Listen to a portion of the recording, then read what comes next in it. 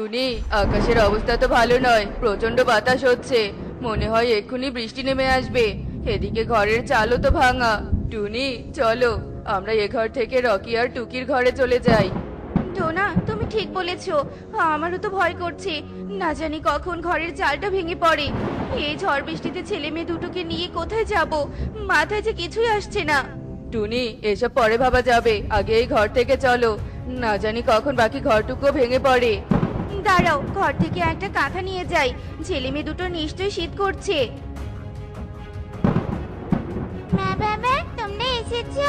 আমাদের অনেক শীত করছে আর ভাই অনেক ভয় পাচ্ছে। তোরা ভয় পাস না, আমরা তো চলে এসেছি। এই নে, তোরা এই কাঁথাটা গায়ে দিয়ে নে, তাহলে তোদের আর শীত করবে না। টুকি ও রকি কাঁথাটা গায়ে জড়িয়ে নেয়। এভাবেই বেশ কিছুক্ষণ কেটে যায়, কিন্তু বৃষ্টি আরো বাড়তে থাকে। এই দেখো মা, কত জোরে বৃষ্টি নামছে। মা, এবার কি হবে? আমাদের ঘরের অর্ধেক চাল যে উড়ে গেল। আমরা এখন কোথায় থাকবো? মারে, তোরা ভয় পাস না, তোরা একটু শান্ত হ। আজ রাতটা না হয় আমরা কালু দাদার ঘরে আশ্রয় নিব। কিন্তু এত রাতে ঝড় বৃষ্টির মাঝে আমরা কালু দাদার ঘরে যাব কি করে? তাছাড়া কালু দাদা যদি তাদের ঘরে আমাদের জায়গা না দেয়, তখন কি হবে টুনি? দরকার হলে আমি কালু দাদা ও কাকুলি দিদির হাত পা ধরবো, তবুও যেন তারা আমাদের আজকের রাতটা কাটানোর জন্য ওখানে একটু জায়গা দেয়। এমনিতেই তো সবাই ভিজে গেছি। আচ্ছা ঠিক আছে, আমি হেরিকেনটা জ্বালিয়ে নিচ্ছি। টোনা প্রচন্ড ঝড়ের মাঝে সবাইকে নিয়ে কালু কাকের বাড়িতে যায়, আর কালু কাকের ঘরের দরজায় গিয়ে ধাক্কাতে থাকে। কালু দাদা, শুনতে পাচ্ছো? বড় বিপদে পড়ে তোমার বাড়িতে এসেছি, দয়া করে একটু দরজাটা খোলো। কি হয়েছে কি? এই ঝড় বৃষ্টির মাঝে জ্বালাচ্ছিস কেন তোরা? তোদের জন্য কি একটু শান্তিতে ঘুমাতেও পারবো না? মাঝরাতে চলে এসেছিস? কাকুলি দিদি, দয়া করে আজকের রাতটা একটু তোমাদের ঘরে আমাদেরকে জায়গা দাও, একটু আশ্রয় দাও। আমাদের ঘরের চালটা বৃষ্টিতে উড়ে গেছে, আমাদের থাকার মতো যে কোনো জায়গা নেই। আমরা তোদেরকে থাকার মতো জায়গা দিতে পারবো না। কালু দাদা, আমি তোমার পায়ে পড়ছি, দয়া করে তুমি আমাদেরকে ফিরিয়ে দিও না, না হলে যে ছেলে মেয়ে দুটো বৃষ্টিতে ভিজে মরে যাবে। আচ্ছা ঠিক আছে, আজ রাতে তোরা এই বারান্দায় থাক। এ কথা বলে কাকুলি ও কালু কাক ঘরের ভেতরে যায়, আর ঘরের দরজাটা বন্ধ করে দেয়। আমাদের বাড়িতে এইভাবে বসে থাকবি তোরা? আজ রাতে এসে জ্বালাবি না কিন্তু, এই বলে দিলাম। কাকুলি দিদি, আমরা চলে যাওয়ার জন্যই উঠেছি, আর তখনই তুমি এসেছো। আমরা বিপদে পড়ে তোমাদের বাড়িতে এসেছিলাম, আর তুমি আমাদের সাথে এভাবে খারাপ আচরণ করছো। বুঝতে যখন পেরেছিস, তখন তোর পরিবারকে নিয়ে এসেছিস কেন আমাদের বাড়িতে? টোনা, তুই এভাবে কাকুলিকে কথা শোনাচ্ছিস? বেরিয়ে যা বলছি আমার বাড়ি থেকে, আর কখনো যেন তোদের আমার বাড়ির আশেপাশেও না দেখি। টোনা, তুমি এভাবে বলো না কাকুলি দিদিকে, তুমি তো জানো ওরা কাল রাতে আমাদেরকে আশ্রয় দিয়েছে। যাই হোক, বাদ দাও তো এসব কথা, চলো আমরা বাড়িতে ফিরে যাই। হ্যাঁ হ্যাঁ, তাই চলো। এরপর টোনা ও টুনি তাদের বাড়িতে ফিরে আসে, আর তারা এসে দেখতে পায় তাদের পুরো বাড়িটা ভেঙে গেছে। মা, আমরা এখন কোথায় থাকবো? পুরো ঘরটা যে ভেঙে গেছে।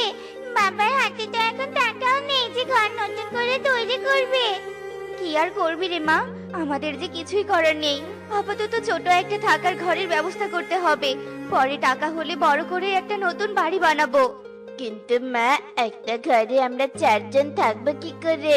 আর ছোট ঘর বানাতে গেলে তো কিছু টাকার প্রয়োজন। সে টাকা তুমি কোথায় পাবে মা?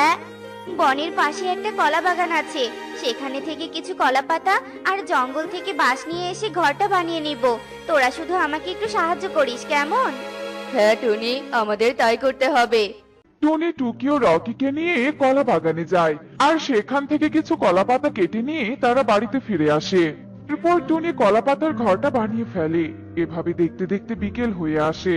আরে বা, মা তো অনেক সুন্দর করে কলাপাতার ঘর বানিয়েছে। ঘরটা দেখতে অনেক সুন্দর লাগছে। মা, থাকার ব্যবস্থা তো হলো, কিন্তু সারাদিন কাজ করেছে, অনেক খিদে পেয়েছে। আমাকে কিছু খেতে দাও মা। মারে, ঘরে একটু চাল ছিল, আমি তোকে রান্না করে দিচ্ছি। শুধু ভাত কি করে খাবো মা? দাঁড়াও, আমি একটু শাক পাতা তুলে নিয়ে আসছি। ঠিক আছে রে মা, তবে তুই তাই কর। টুকি শাক তুলে এনে টুনিকে দেয়, আর টুনি শাক ভাত রান্না করে, আর টোনা টুকি ও রকিকে খেতে দেয়। ঠিক সেই সময় এক বৃদ্ধা টুনির বাড়িতে আসে। আমাকে কেউ একটু সাহায্য করো, আমি যে খুবই অসহায়, ঠিক মতো দুমুঠো ভাতও খেতে পারি না, আমাকে সাহায্য করো। মা, তুমি বুড়িমাকে কিছু খেতে দাও। মারে, ঘরে যে আর খাবার নেই, যা ছিল তা তো তোদের তিনজনকে দিয়ে দিয়েছি, এখন আমি বুড়িমাকে কি খেতে দিব?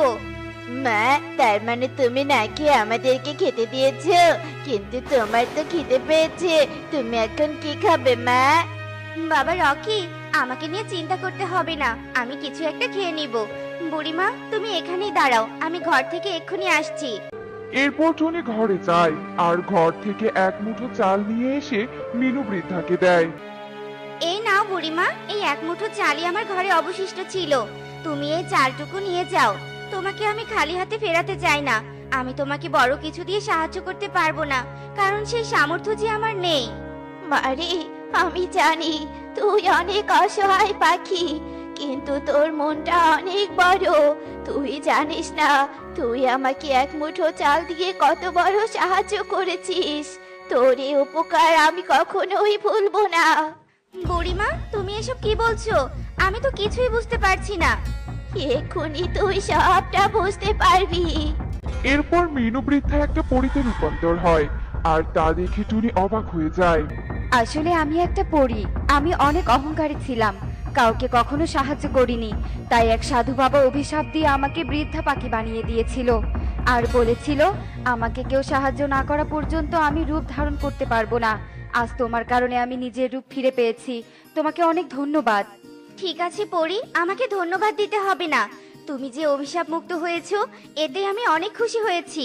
আমি কখনো কাউকে সাহায্য করিনি, কিন্তু আজ তোমাকে সাহায্য করতে খুব ইচ্ছে করছে, তাই আমি তোমাকে সাহায্য করতে চাই। এ কথা বলে পরী একটা গোলাপ গাছ প্রকট করে আর টুনিকে বলতে থাকে, এই নাও গোলাপ গাছ, এই গোলাপ গাছে কখনো গোলাপ ফুল ধরবে না, বরং এই গোলাপ গাছ তোমাকে প্রতিদিন একটা করে সোনার মোহর দিবে, তোমার আর কোনো অভাব থাকবে না, তুমি ভালো থেকো, এবার আমি আসি। এরপর পরি সেখান থেকে চলে যায় আর গোলাপ গাছ টুনিকে প্রতিদিন একটা করে সোনার মোহর দেয় আর টুনি ধনী পাখি হয়ে যায় আর টুনি ধনী পাখি হয়ে বনের অসহায় পাখিদের সাহায্য করে।